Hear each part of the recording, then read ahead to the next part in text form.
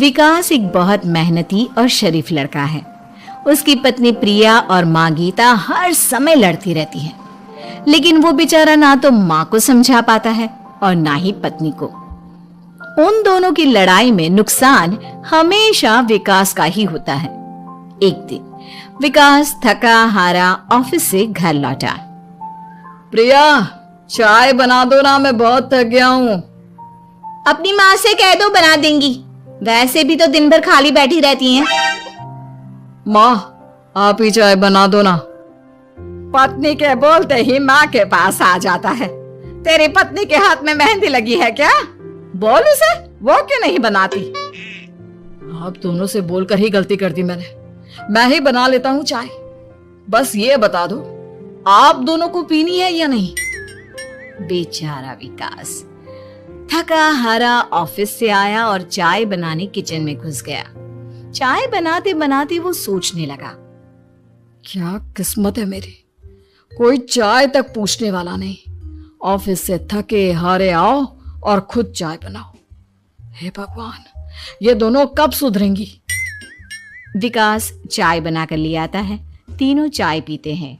चाय पीकर प्रिया ने कहा, चाय तो बहुत अच्छी बनाई है आपने, मजा आ गया। आज बहुत दिनों बाद इतनी अच्छी चाय पी है। देख ले, ऐसे बनती है चाय। तेरी तरह नहीं, पानी उबाल कर दे दिया बस। अरे कुछ सीख ले मेरे बेटे से।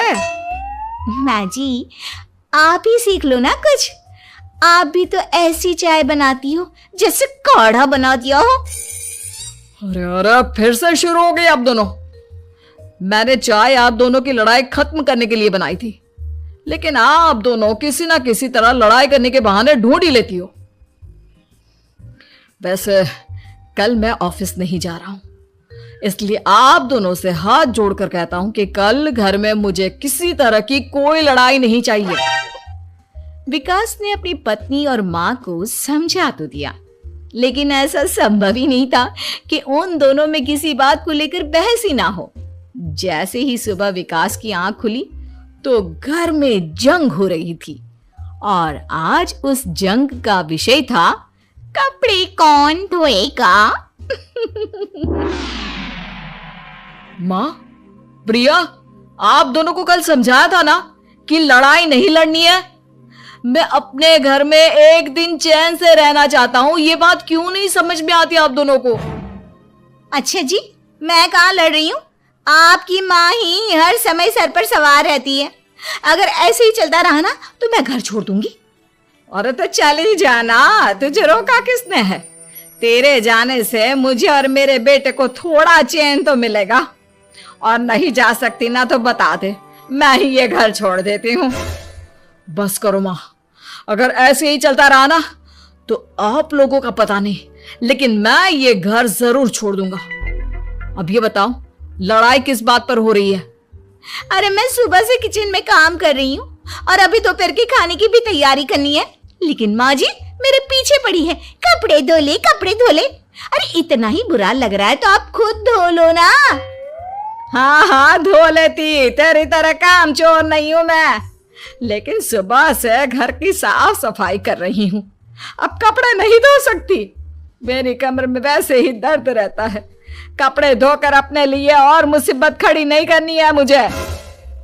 जब माँ और पत्नी का झगड़ा हद से ज्यादा बढ़ गया तो दुखी होकर विकास ने कहा, चुप रहो आप दोनों, चुप रहो। मैं हूं ना, आज मैं कपड़े धोऊंगा। माँ, आप घर की सफाई करो और प्रिया, जाओ तुम किचन में खाना बनाओ। बेचारा विकास कपड़े धोने चला गया। कपड़े धोते हुए सोचने लगा, क्या दिन आ गए हैं, कपड़े धोने पड़ रहे हैं। अगर मेरे दोस्तों को या ऑफिस में किसी को पता चल गया कि मैं घर पर कपड़े धोता हूं, मेरी क्या इज्जत रह जाएगी। सोचा था आज ऑफिस की छुट्टी है, आराम करूंगा, लेकिन इस घर में आराम कहां। विकास के दिन ऐसे ही बीत रहे थे। वो जब भी ऑफिस से घर आता या घर से ऑफिस जाता तो उसकी माँ और पत्नी लड़ना शुरू कर देती। उनकी लड़ाई को शांत करने के लिए उसे कभी बर्तन धोने पड़ते तो कभी खाना बनाना पड़ता। एक दिन विकास ऑफिस में बहुत परेशान बैठा था कि तभी उसका दोस्त शिव उसके पास आया और बोला, क्या हुआ विकास? आज तुम बहुत परेशान लग रहे हो। सब ठीक तो है ना?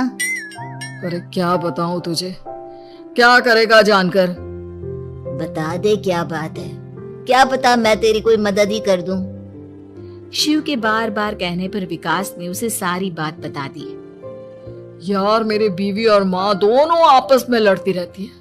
उनके बीच लड़ाई ना हो इसके लिए मैं उनके साथ घर का काम करवाता हूँ। समझ में नहीं आता दोनों को कैसे समझाऊं। अगर दोनों में से किसी से भी कुछ बोलता हूँ तो घर छोड़ने की धमकी देकर मुझे चुप करा देती है। समस्या तो बहुत गंभीर है, लेकिन इसका समाधान है मेरे पास।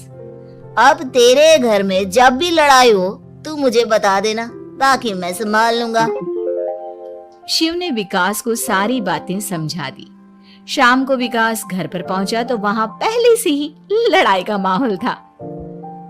क्या हुआ माँ, आज किस बात पर लड़ाई हो रही है? तेरी कामचोर पत्नी ने आज सुबह से बर्तन नहीं धोए। मैं बोल रही हूँ बर्तन धोने के लिए तो मुझसे लड़ रही है। और बेटा अब तू बिना मुझसे लड़ने मत लग जाना, नहीं तो मैं घर छोड़ दूंगी। हाँ प्रिया, क्या है ये सब? तुम क्यों माँ से झगड़ रही हो?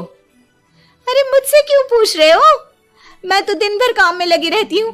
अपनी माँ से पूछो, जब तक मुझसे लड़ नहीं लेती ना इनके दिन की शुरुआत नहीं होती।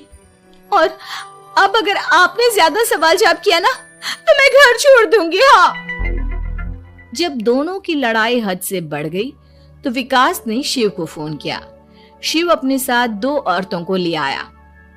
आप दोनों हमेशा लड़ती क्यों रहती हो? और आप दोनों को कुछ समझाओ तो समझ में नहीं आता, और ऊपर से घर छोड़ने की धमकी अलग से देती हो।